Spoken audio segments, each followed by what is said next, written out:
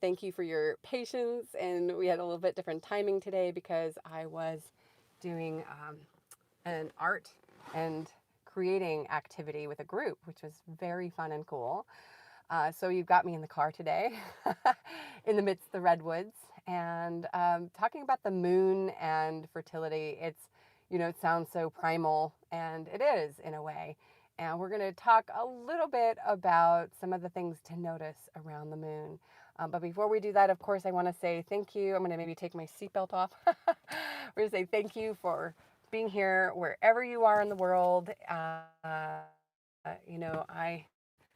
am loving that we gather here and I get to give you some tips and tricks from my own experiences from, being a midlife mom, having my daughter at almost 50. Oh, wow. We have no signal now, hardly. Oh, well, let's hope for the best.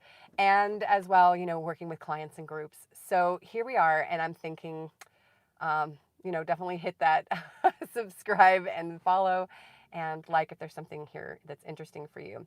Now, if you're here now or you're on the replay, I would love for you to let me know that what you think of when I say fertility and the moon. What do you think of? I'd be curious down in the comments. And then I'll just jump in. So for me, when I think about fertility and the moon, I think about your energy levels.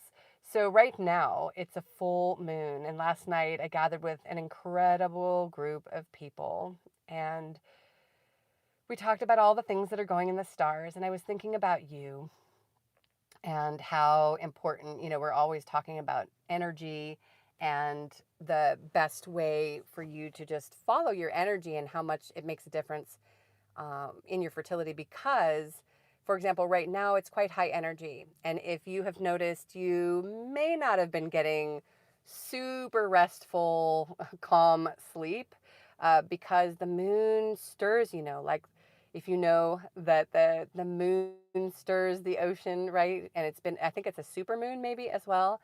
And the waves get bigger. My cousin, works as a peace officer, and he says, we have more people on the streets, at this time for a reason. Oh, there's 6 people in here. So great. Definitely hit the like button if there's anything interesting and we can help other people find this.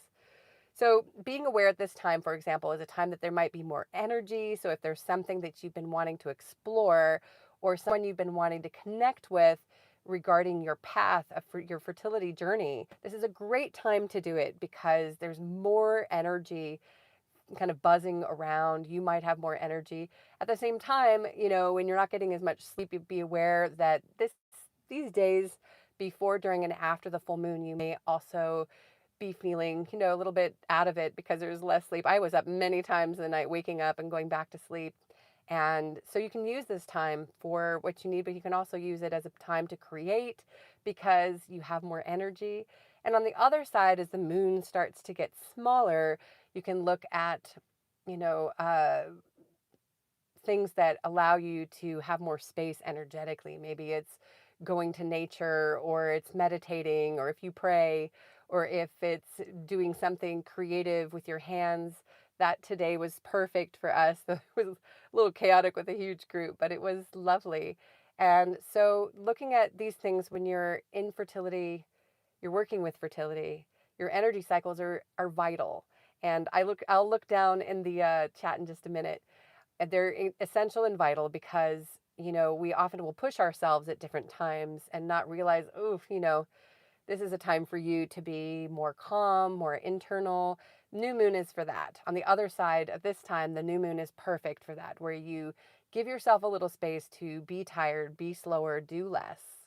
That's the same for this time. The opposite is you could possibly do more. And that might be, these past videos we had recently talking about, clearing out space. It might be about preparing for who's coming because they're going to come.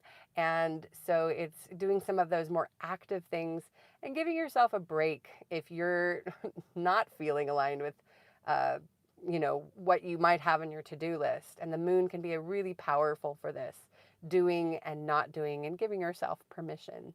And that is vital inside of your fertility journey because we often push ourselves to do certain things or, tell ourselves we're going to rest, but we're feeling like we need to do a bunch of things.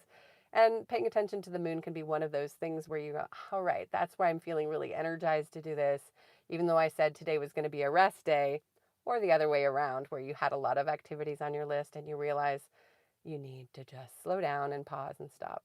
Yeah. All right, let's look at the, oh, it's 1022. Love that number. Here we are. Let's see what we have. We have Juan, Garcia, hey, Cindy, hello, Antonio, hi, Angel Gully. Okay, we've got some interesting comments here. Thank you for the faith. Something was held for review. I'm wondering what that is. We've had some interesting comments. Uh, no, I'm not going to do a jumping jack. I'm in the car, you goofball. Uh, maybe the moon is doing a jumping jack. Sure. I feel that way this morning when it was super dark still. I looked out and like, it's not time to get up yet.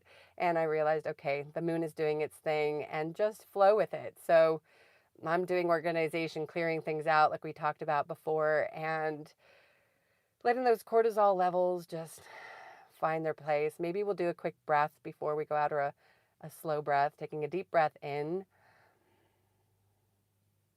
and exhaling out, coming into the space of wherever your energy is, with the moon, with yourself, with your fertility journey and where you are right now. And if things aren't the way you hope for them to be, just reminding yourself that there's always another moment, another day where things are going to come into place. And just that thinking that things can be different, that things can be as you imagine or even better, in fact. I find often they're better, than you can even imagine. And often our imagination or our ideas in our mind can limit us to what's actually possible.